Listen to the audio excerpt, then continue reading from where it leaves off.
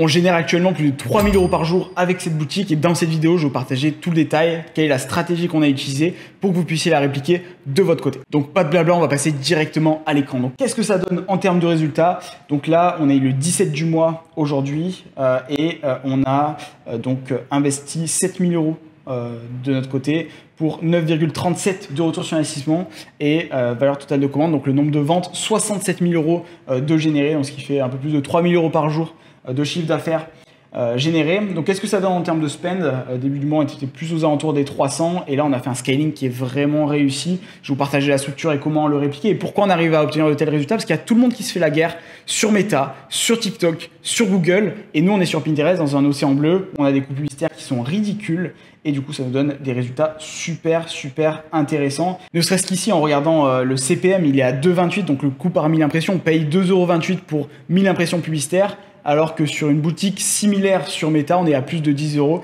C'est un marché qui est très concurrentiel, mais sur Pinterest, il n'y a personne. Donc là, on est vraiment sur une niche qui performe ultra bien. Il n'y a pas de concurrence actuellement. C'est une niche qui a très bien performé, qui performe très bien aux US, mais pas encore beaucoup en France. Là, du coup, on se régale à fond et on profite à fond de la saisonnalité. Et donc, comment on fait pour générer ce type de résultats? Donc, il y a plusieurs types de campagnes. Il y a les campagnes ici de retargeting. Donc, c'est normal d'avoir des retours sur investissement très importants. Là, on est quasiment à 9 sur cette première campagne-là, mais surtout les campagnes d'acquisition. On fait des campagnes ici de mots-clés ciblés. Donc, les mots-clés ciblés, on va vraiment chercher des personnes qui cherchent sur Pinterest des mots-clés, qui tapent des requêtes en particulier. Contrairement à Meta et TikTok où on est sur des réseaux sociaux, les personnes sont en phase de distraction. Sur Pinterest, on est sur des personnes qui sont intentionnistes, avec réellement une intention d'achat. Donc l'objectif, ça va être de cibler ces personnes-là sur des mots-clés bien précis. Et quand on a des personnes qui tapent notre mot-clé produit et qu'on est les seuls à en proposer, directement, ça donne des retours sur investissement de ce type. Et c'est comme ça qu'on arrive à avoir de la performance. Donc en termes de répartition, on a la majorité du budget qui part sur des campagnes de conversion. Donc ça, c'est des campagnes où on va pousser des créatives à nous, etc. Et après, on a 30 €, donc une toute petite partie du budget qui est réservée aux ventes par catalogue. Donc ça, c'est les campagnes shopping, donc là où on va diffuser des épingles shopping. Bon, là, on est sur un compte où on dépense pas non plus énormément en shopping, mais regardez quand même la puissance de cette fonctionnalité. Là, je suis sur mon feed Pinterest classique, je vais cliquer sur la première épingle juste ici. Et là, je vais pouvoir demander à Pinterest, ok, analyse-moi cette épingle et quels sont les produits qui sont présents, parce que je vais acheter ces produits-là. Du coup, tac, admettons, j'aime bien ce chapeau. Là, du coup, Pinterest va me les proposer et je vais pouvoir les acheter en un clic. Je clique ici, bam, je peux les acheter. Et en fait, c'est ça la puissance de Pinterest. C'est vraiment de pouvoir passer d'une recherche visuelle à l'achat en un clic. Et quand les personnes sont dans ce mindset-là, elles veulent acheter. Du coup, vous avez des prospects chauds qui arrivent directement sur votre boutique. Contrairement à TikTok ou à Instagram où vous allez devoir couper le scroll des personnes, là, les personnes sont en phase d'inspiration. Elles savent pas sur quel produit partir. Donc, si vous proposez votre produit au bon endroit, ça va faire mouche et directement, vous allez avoir beaucoup de conversions. C'est bien beau, Luc, mais quelles sont les étapes pour passer de 0 à 3000 € par jour? Donc c'est très simple, la première étape c'est vraiment de se créer un compte Pinterest Business. Donc vous tapez Pinterest Business, je vous mettrai dans tous les cas le lien en description. L'objectif dans un premier temps ça va être d'insérer une bonne image de marque. Parce que sur Pinterest les personnes s'inspirent, donc si vous avez un mauvais branding, une mauvaise image de marque et que vous avez un compte un peu bancal, ça va pas donner confiance aux utilisateurs. Et si vous avez un facteur confiance qui est à 0 pour les utilisateurs, ça va être impossible derrière de les convertir. Donc c'est super important de faire ce petit travail là au démarrage, vous allez en avoir pour quelques heures, mais une fois que c'est fait, derrière ça va potentialiser tous vos résultats sur la partie ads. Donc la première étape c'est d'ajouter une bannière, un titre, enfin le nom de votre site, votre logo, linker et ajouter votre site juste ici, bien le revendiquer, super important, et derrière ajouter une petite description, ajouter quelques épingles. Et ces épingles, on les classe dans des tableaux. Les tableaux, c'est des catégories qui reprennent les catégories de votre site. Donc là, on est sur un exemple d'un compte dans la décoration. Admettons, je vends des meubles, des chaises, des tables et des canapés. Là, je vais créer des tableaux, meubles, chaises, tables, canapés. Une fois qu'on a ces tableaux, derrière, on va les alimenter avec des épingles. Donc pour créer ces tableaux épingles, on va cliquer sur le petit plus, juste ici à droite. Et derrière, on va cliquer sur soit épingles si on veut créer des épingles, ou soit tableaux si on veut créer des tableaux. Ce qui est important également, c'est de fournir un minimum les descriptions de tableaux. Donc là, pour canapé, on met un peu de contexte pour que les personnes puissent découvrir la catégorie et surtout caler différents mots-clés. Parce que si on arrive à caler des mots-clés ici, comme là, canapé, convertible, fauteuil, salon, si on arrive à caler ces mots-clés-là, ce qui est intéressant, c'est que derrière, même si vous couplez vos publicités, elles vont toujours avoir une portée organique. Donc c'est du trafic qui va arriver de manière 100% gratuite sur votre site. Derrière, ça peut générer des ventes sans investir un seul euro de votre poche de votre côté.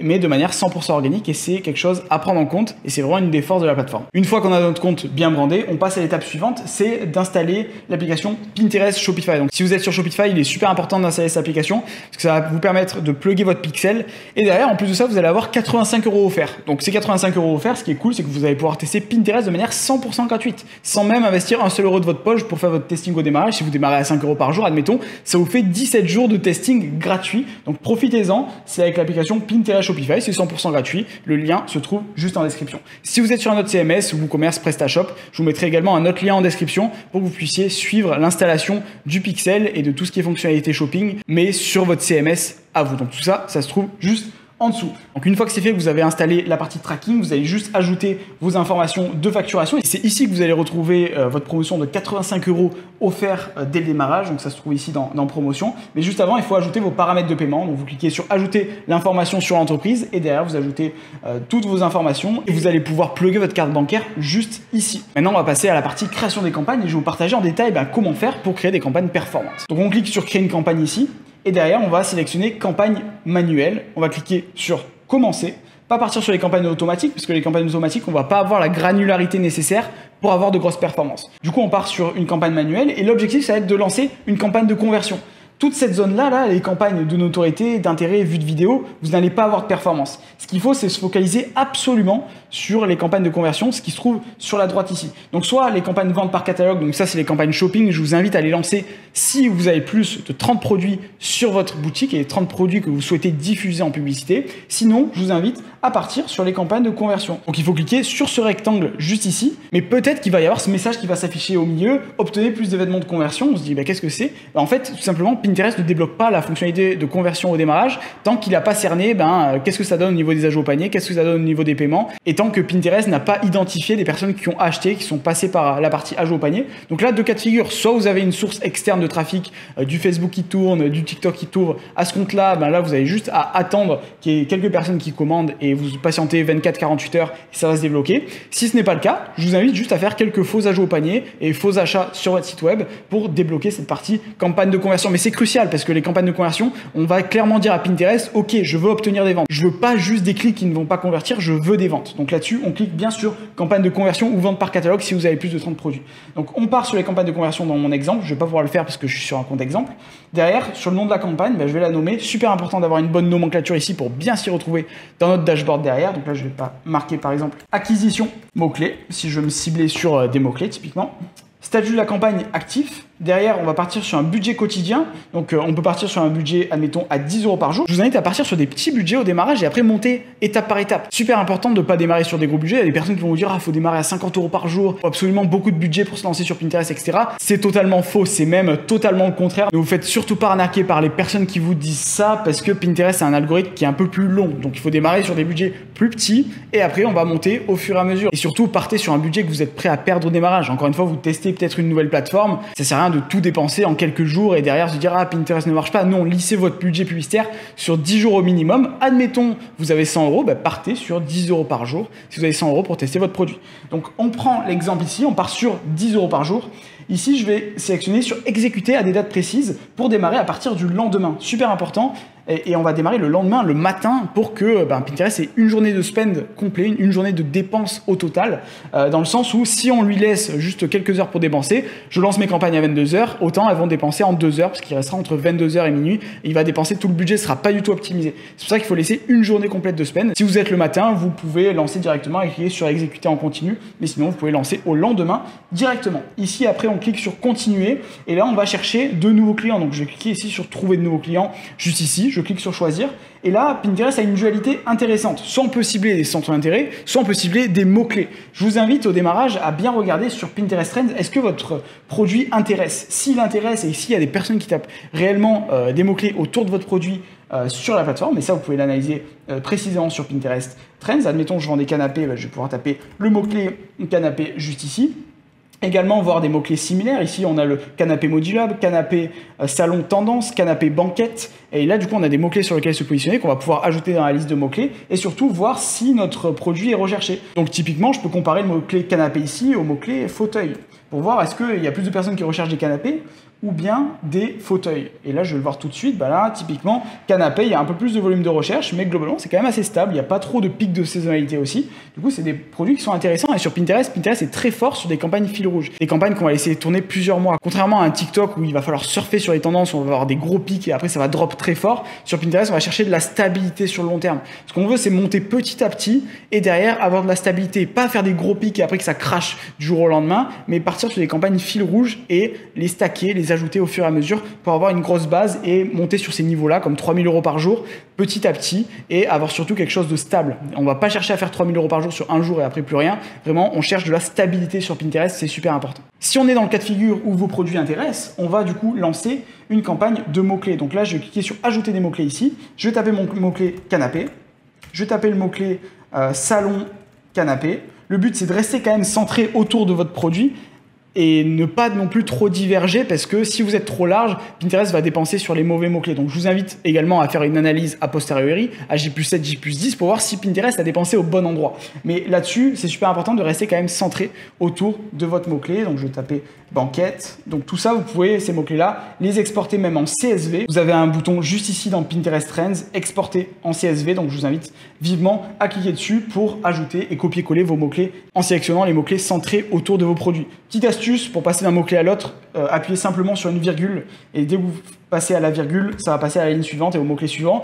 Si, admettons, là, on a 3 mots-clés, pour être sûr de comptabiliser les bons mots-clés, vous avez une vérification. Vous pouvez voir ici qu'on a bien mis 3 mots-clés. Donc, c'est toujours sympa de vérifier ça. Si, à contrario, vos mots-clés ne sont pas trop tapés, vous pouvez ajouter des campagnes de centre d'intérêt. Je vous invite vraiment, par contre, à créer soit des campagnes d'intérêt, soit des campagnes de mots-clés et pas mélanger les deux. Parce que si on met des centres d'intérêt mélangés à des mots-clés, ce qui va se passer, c'est que Pinterest va dépenser sur les centres d'intérêt parce que c'est des audiences qui sont plus larges. Super important de séparer, créer une campagne d'intérêt, une campagne de mots-clés. Si vous avez beaucoup de volume de recherche, vous pouvez partir directement sur les mots-clés, mais un A/B test ne fait jamais de mal au démarrage. Donc là, je peux sélectionner, admettons, l'intérêt décoration intérieure. Je vous invite à rester sur des intérêts de niveau 1 au démarrage. Vous pouvez en sélectionner soit un, soit plusieurs et créer plusieurs groupes d'annonces. Juste ici, vous pouvez les dupliquer et derrière en créer plusieurs. Donc, je vous invite vraiment à rester sur une structure simple au démarrage pour faire votre testing. Mais déjà, validez vos produits, faites vos premiers 100, 200, 300 € par jour et après, la complexité arrivera petit à petit. Restez sur quelque chose de simple au démarrage. Pinterest est une plateforme qui est un peu lente et assez facile à prendre en main quand on a compris où se trouvent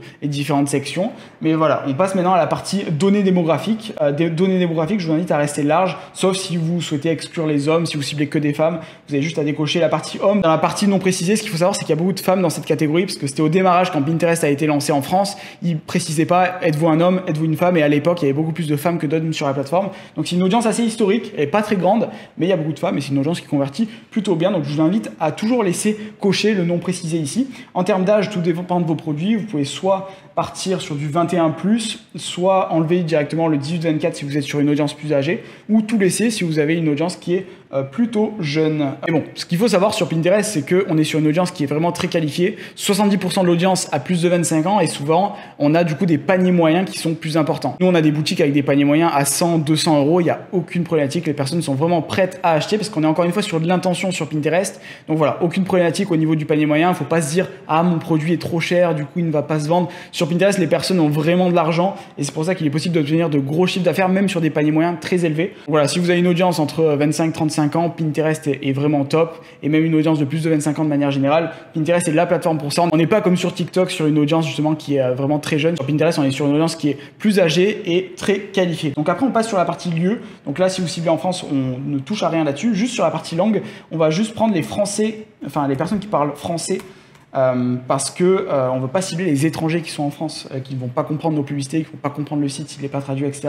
Super important de faire ce petit filtre. Là, on ne va rien sélectionner sur appareil, ni sur la partie emplacement et suivi, tout du moins au démarrage, pour analyser les premières datas et après, on prendra des conclusions, mais c'est plus dans un second temps. On scrolle un peu, après, on nous propose une optimisation soit au clic d'épingle, soit au clic sortant. Dès que vous avez cette possibilité, cliquez sur clic sortant, très important, parce que les clics sortants, c'est vraiment les clics qui vont arriver sur votre site web, et le clic d'épingle, c'est un clic simplement, et ça propose aux utilisateurs de voir l'épingle en plus grand. Donc ce qu'on veut, nous, c'est des clics sortants et pas des clics d'épingle.